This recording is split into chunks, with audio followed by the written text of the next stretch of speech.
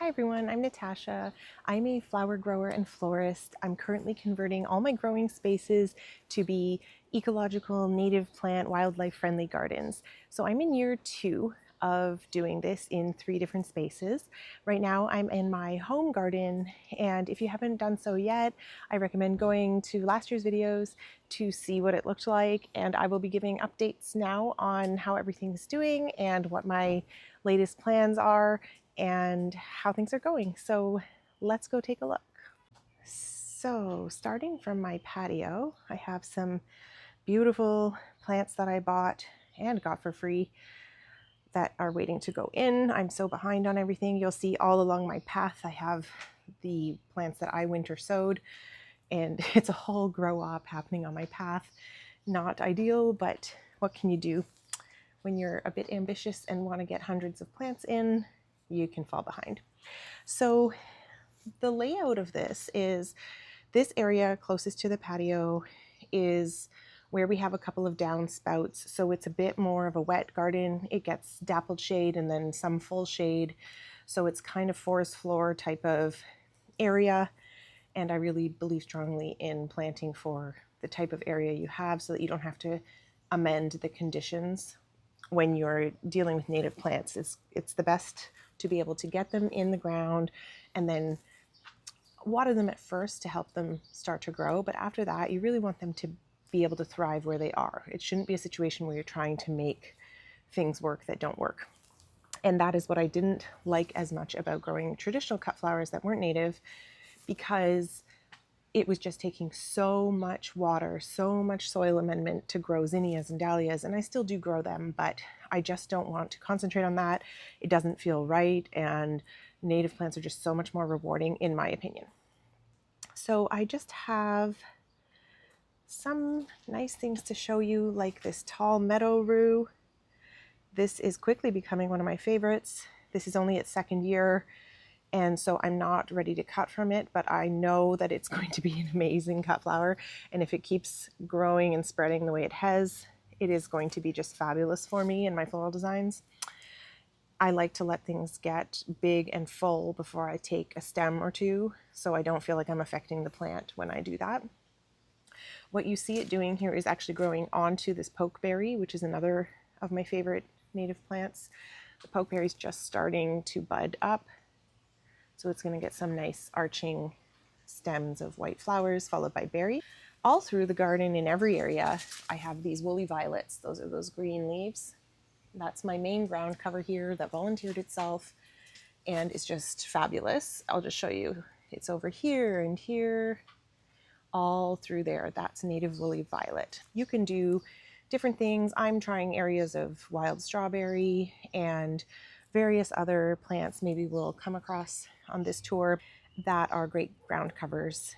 But I mean, the violets are here doing the job really well, so I am letting them.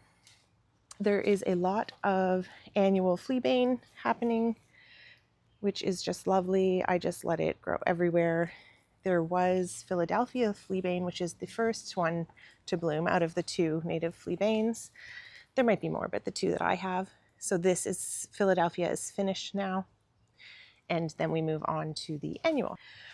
I'm excited to show my shrubs to you that I showed you the babies of last year. It's getting nice and full. This is meadowsweet. So it is a spirea alternative for cut flower. So it's going to have kind of plumes of flowers when it gets big enough to cut from, and some nice foliage. So that is growing well. This here is my beautiful figwort. It's one of my favorites. It is also just in its second year, but it's gotten so tall and so bushy, with even more stems coming up down from below. It's got these gorgeous kind of honey brown tiny flowers that pollinators just love. Even giant pollinators go in them, even though they're teeny tiny flowers. It's really cute. So they're a really, really wonderful plant, and they are also a really good cut flower. I cut one stem because this grew so well this year. I tested it out and it is excellent. You'll see a lot of this on the tour, and this is the goldenrod that fills up a lot of the property here. And as I slowly plant more and more native plants, I remove goldenrod from non-ideal areas. But until I get to those areas, I let it grow because it's a native plant in the ground and you don't need to be scared. I don't like the word aggressive when it comes to native plants. It's all about creating a balance and having things in their right spot. It doesn't thrive over in my shady area, but it'll still come up. It's very easy to pull. It's not being aggressive, it's just growing. And so it's, you know, a happy spreader, as I've seen some people word that kind of thing. And I really like that. And so I just pull it out if it's somewhere I don't want. And it's not difficult to pull out. It's not like an invasive where you have to get every little bit of root and it keeps coming back and it's so scary. It's not like that. So I never like to talk negatively about a native plant. If it ever seems like a problem, it's either just, it just looks that way. Like when you see a vine growing all over things, it's not actually smothering the other native plant that it's growing on if it's a native vine. If it's an invasive vine, it might be. But in general, things can kind of look scary, but they're just growing the way they're supposed to and they're fine. I'll show you some of my hedge bindweed that is a good example of that in a little bit. Hedge bindweed is the native bindweed. Field bindweed is the horrible, horrible invasive bindweed. So I'll talk more about that when I show you the hedge bindweed. So back to this little area. So just coming off the patio, I have a pagoda dogwood that is in its second year, doing great.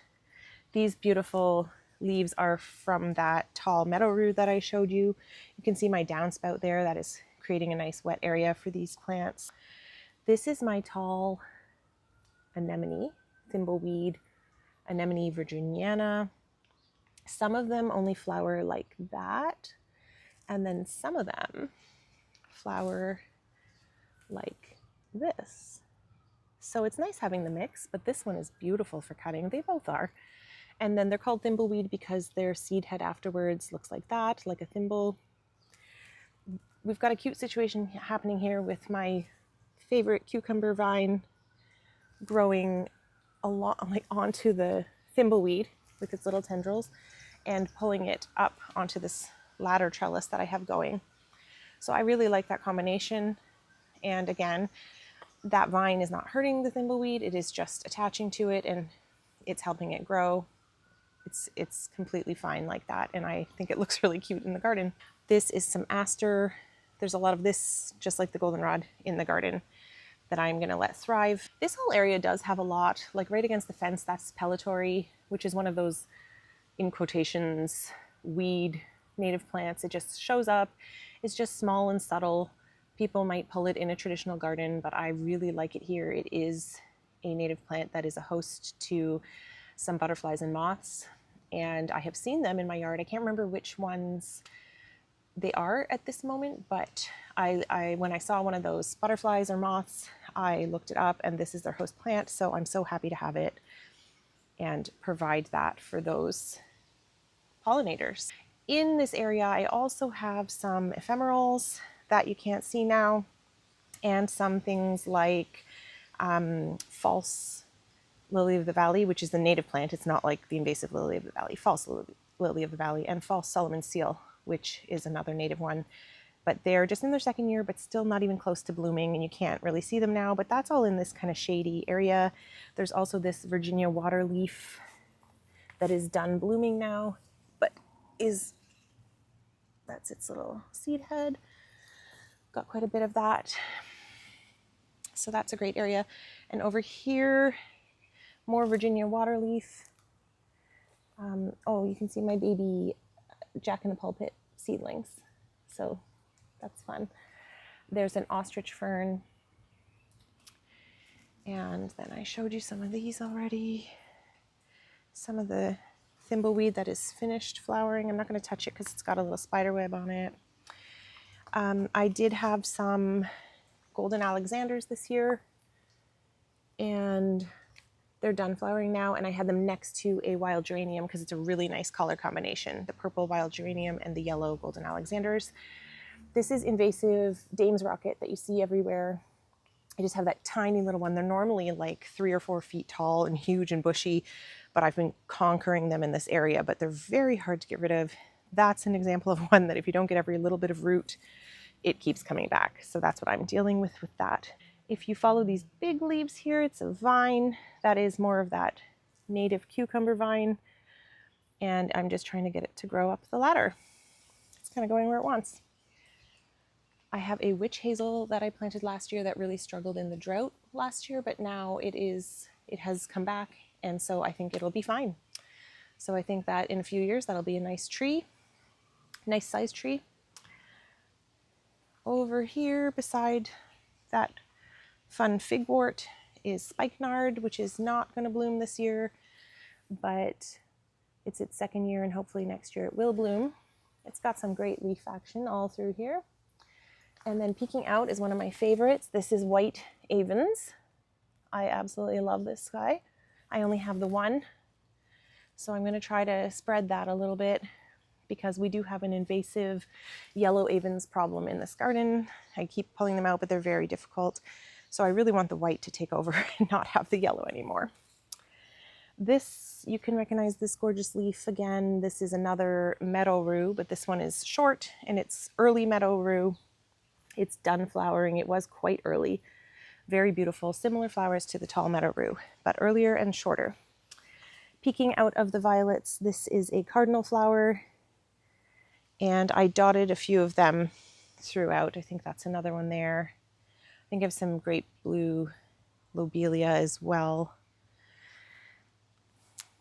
This is my Rudbeckia triloba, which is the smaller native Rudbeckia, and it is coming up here and here. Then among these violets, this is Enchanter's Nightshade, which I absolutely love. It is going to have a delicate little white flower, and it's one of my favorites. And it volunteered itself here, and it is growing all over really, here and there, popping up. I'm not going to walk over to that area. That is another downspout area, so I have treated it as a bit of a rain garden. All of those white flowers you can see waving in the wind are tall meadow rue and annual fleabane. So that's really pretty against the fence. And then you can see the vine growing up the dead tree on the fence. That is a different kind of wild cucumber, native. So I have both kinds of native wild cucumber in my yard. Both just volunteered themselves here and became my favorite vine. They're just really fun. So yeah, over there in the rain garden, I have more cardinal flower, lobelia. There's another shrub like the meadow sweet. It's called steeplebush, similar spirea alternative that is native. There's another ostrich fern over there, and a raisin viburnum, which is really nice, but it's finished flowering now. But I might put a photo up in the video to show you what it looked like because it's just gorgeous. And hopefully it keeps thriving and I can show you next year. My juniper is native here, and that should grow taller. I put it there to kind of hide my little seeding area. My seeding area is under a wild crabapple tree that showed up here. I was hoping it was native, but it hasn't flowered or gone to fruit yet in its third or fourth year now. So I will be able to tell when it has its fruit because the one native crabapple in Ontario has green apples, and you don't see that very often. I've never come across it in the wild, so I think it's pretty rare, and I doubt this would be one, but I can always hope. I'm still gonna let it grow. So all of this is goldenrod and peonies, same as last year. If you watched my video, I dug up a lot of the peonies out of here and started replacing with things like the juniper and other things. But until I do more of that, it's mostly goldenrod and still peonies. I created another little wet area here. I'll start with my little Blair Witch kind of trellis thingy that I really enjoy, but is not that sturdy. I just kind of threw it together. It is for my potato vine. I absolutely love this. I found it in the wild once and saw the flower, and it's this beautiful kind of like brownish purple deep flower, and it's a vine. It should grow all the way up this trellis. I grew it. There's another one in this container. I grew them over winter, and I got 2 out of the, I don't know, 6 or something, but I'm happy with that because 2 of those should grow nice and full, and I really love them. I'm a big fan of vines. This is my elderberry, so a lot bigger than last year. Second year, Really happy with this. Always wanted an elderberry. It did have one little flower. It's done now. Beside it is asters that will bloom much later.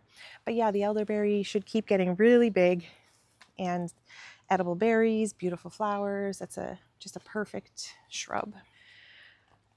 So over here we have our swamp milkweed starting to bud up. Got a few of them in here. This is devil's beggar tick, which is again one of those weed native plants, and I just love it. I just think it's so fun. It's kind of taking the time to appreciate the underappreciated weed type native plants. Once you start looking at them, they're so beautiful and so fun, and when they flower, it is so nice to look at the flowers. So I'll come back to that when it flowers. It's all over the yard. I'll be able to show you more. And then I also have a bit of turtlehead. So that will be my first year having that. It's really thriving, so I really hope it blooms. Excited to see it.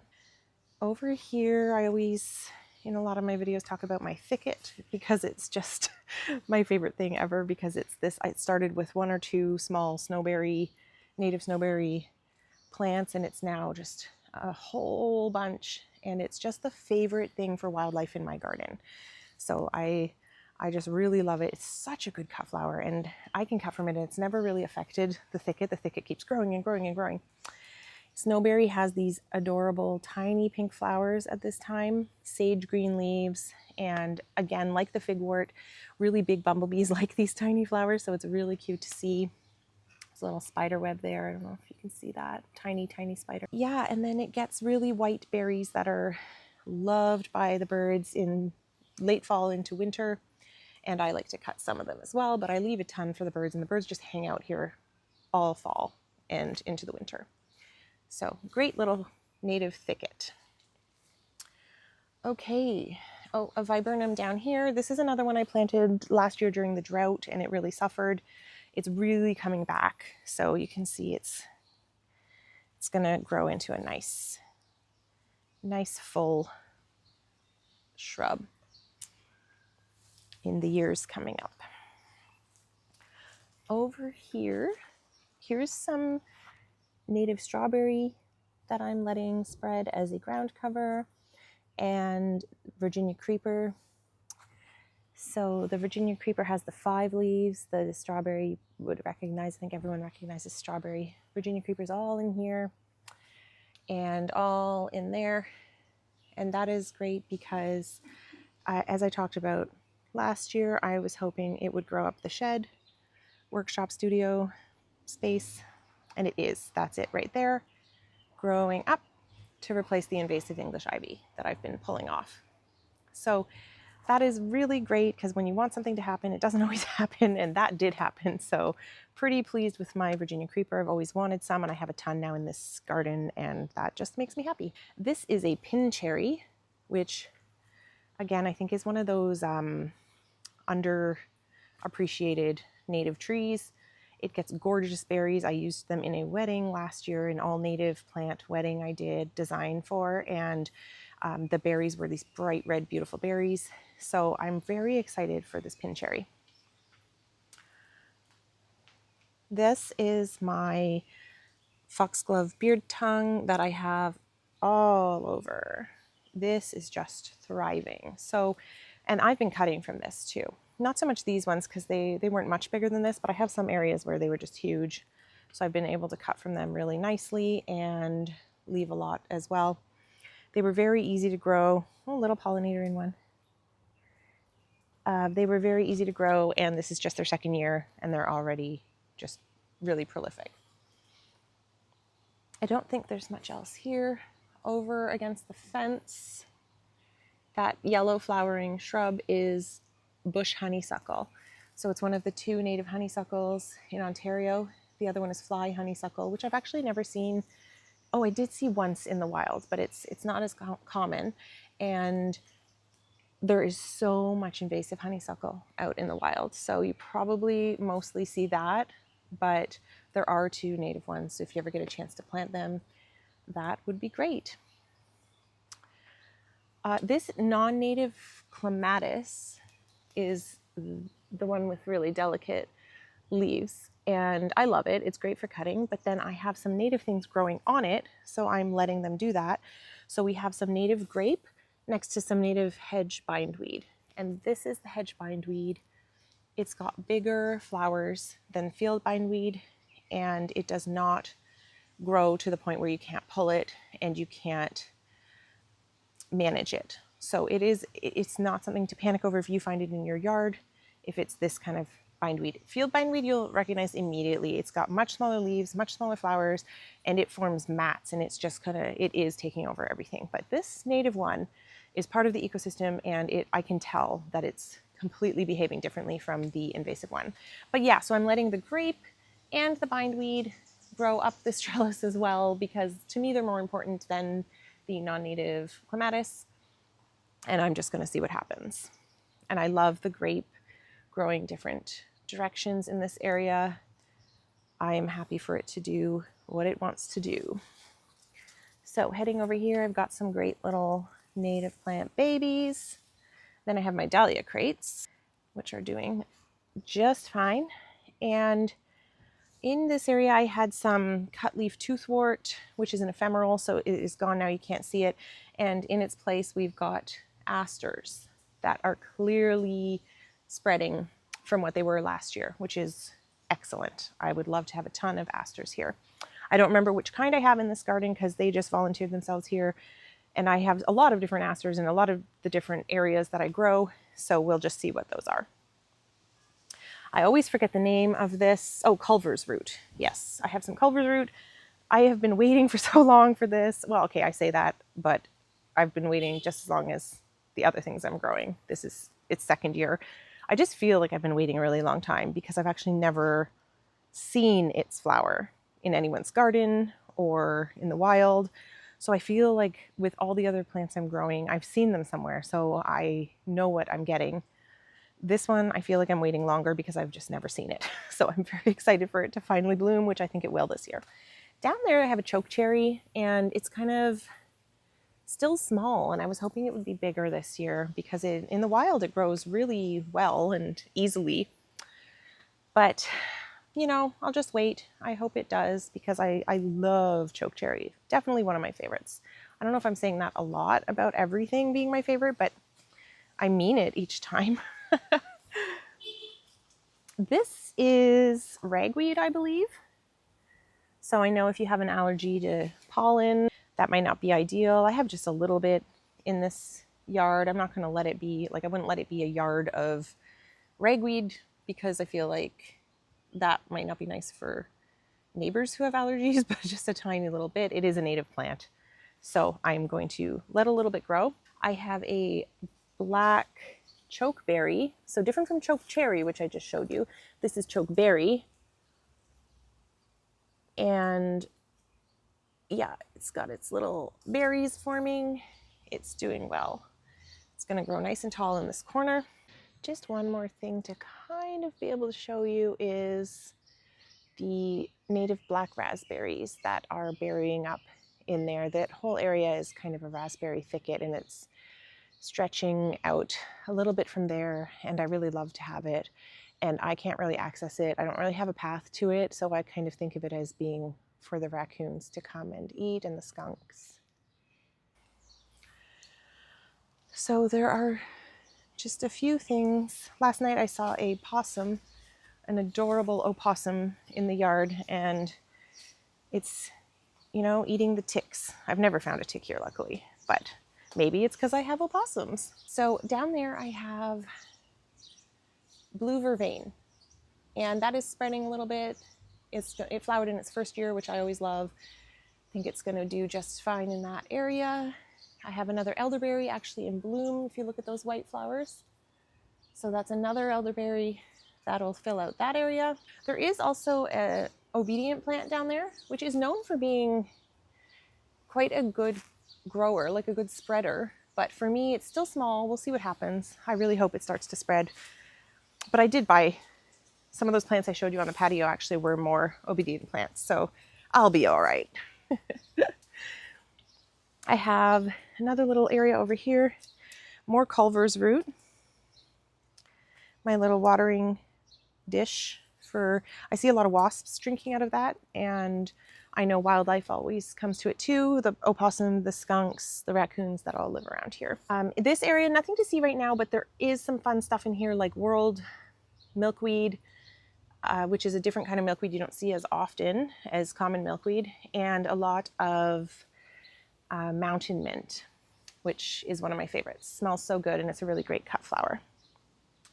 So we'll revisit that area when those are blooming. I have a brush pile, tall sunflower growing here. Looking forward to seeing that for its first time blooming this year. And I got a free service berry from the city, so I put it in here. You can just see the tree that's growing there.